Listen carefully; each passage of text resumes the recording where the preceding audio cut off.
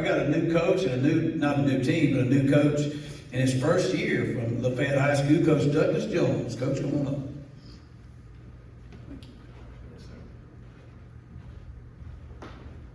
Thank you, D. Martin. Thank you guys for having us. Again, I'm Doug Jones Jr. I'm the new head coach of Lafayette High. Started in March and got the ball rolling. I'm blessed to have a spirited bunch. We started in March, and I got my guys on track around 1st of May, and we get the summer rolling, and right now we're projecting up. I'm excited about what we have, the nucleus we have. We got a lot of seniors that are gonna lead us, and we got a lot of underclassmen that's gonna help us lead the way as well.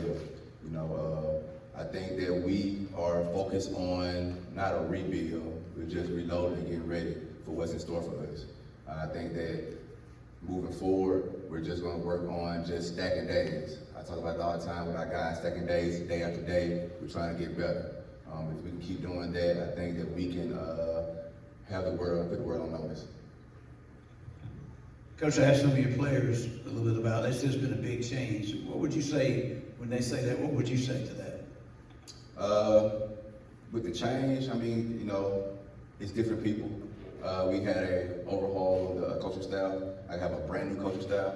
I know you really don't see that in the 1A program at all, but we have all new coaches, from my OCs, my DC, to my assistant coaches. So it's new voice. We have a new system, new everything. So I think with them, the change has been different because of the voice, but we keep the main thing. New system, new philosophy, but the thing about it is hard work don't change. We're going to come in and give 125% effort day after day. That's from my coaches to my players. And I see the change. I know they said it all the time in practice too. Some things are different, but it's a good thing. We're trying to build something and build a culture back. I'm originally from Lafayette, so I've been there during the Ike Grant days, so I just want to bring the culture back and bring those winning ways back to my hometown. As you're stepping into your first year as the head coach here, can you just kind of walk us through your coaching history in the past and just what it means for you to have this opportunity as the head coach? Oh yes. So I got my first start at Lafayette High actually. Under Don Turner, he ended up hiring me. I was under Coach Lucas for a while, and then I was blessed to get a job offered at Pike Road. I was under Coach Rigby, then Ed Rigby. And once Ed Rigby left, I was under the tutelage of Granger Shook, which I owe a lot to. He helped me through this journey to help me become a better coach and a better person. So I owe him a lot for that. But that's the only two places I really have been. I was at Pyro for a while, and I learned a lot there. And once this job came open, I was like, hey, let me come back home. So that's really my coaching tree. I was there for 5 to 6 years, and then I came back here. Yeah, Coach, like you just mentioned, a lot of good dual sport athletes up here on the team. Been off in spring and track, the summer they've been away for basketball various times. Just how good has it been to get them all back underneath the same roof and get working with them all together? It's been great, because I think once we got everyone back and we were just ready to football mode, we have been able to refocus on what the main thing is. That's to come out on Friday nights and get wins. But at the end of the day, we have a great coaching staff when it comes to the track, to basketball, where we know we have to share players. So even though we had to share players, we had an understanding. We met and figured out ways to make sure they got everything they needed from each program. But since the June months are over, it's been strictly football, and our guys have locked in, and the guys I have here has locked in tremendously, and that's why they're with me now, because they have came together and they made a conscious effort on locking in and being prepared and ready for the new season. Morning, Coach. What lessons can you take away from your time playing here in Lafayette and be able to pass it on to your players in the new generation? The biggest thing is brotherhood.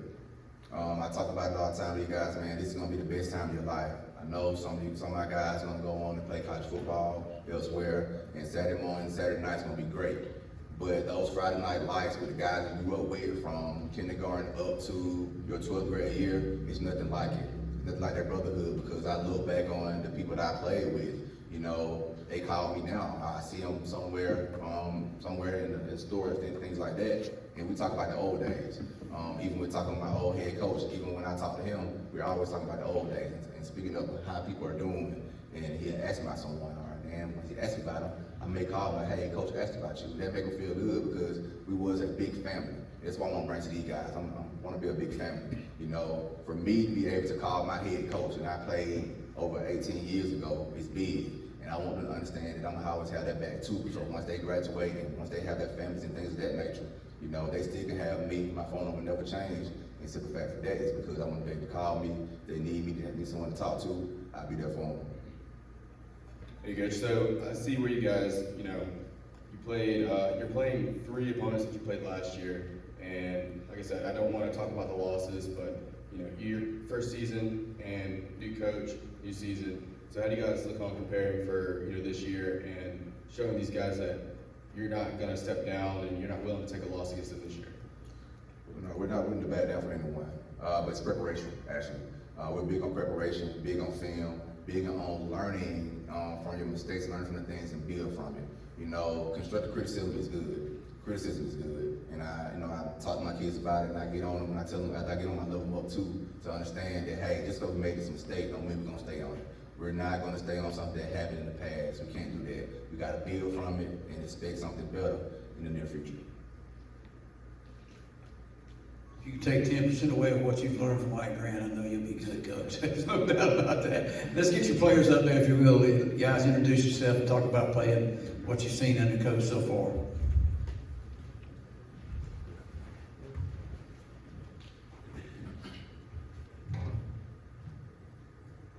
My name is Jamar Harris, class of 27. I play quarterback, receiver, and defensive back. And I just expect our team to go hard every Friday night, come out with a win, play out the play. Tell me what's been a difference with coach, but one of your big differences you've seen. He come to practice, get it ready. Practice every day? Yeah. That's good. Go ahead. Next, come on up. My name is Aquarius Jackson, class 27, play wide receiver and defensive back. And I say that we all come to practice and show hard work every day. All right, let's get these other two over here, 50 and number 2. Coach, you got quiet this morning.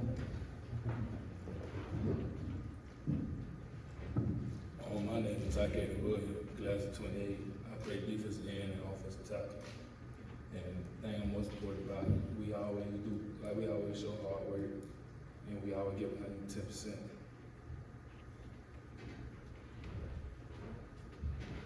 My name is Mac, class of 27, receiver, DB, and linebacker.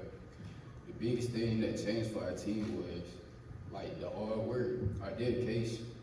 We all working together. We just stay there to the end. Good job. Coach, if I can get you back up for one more. You pretty much got, to you it's new, because it'd be new no matter what with your first year, but this is pretty much a brand new schedule. We mentioned it a little bit, but so you've kind of been a new coach coming into a new schedule as well.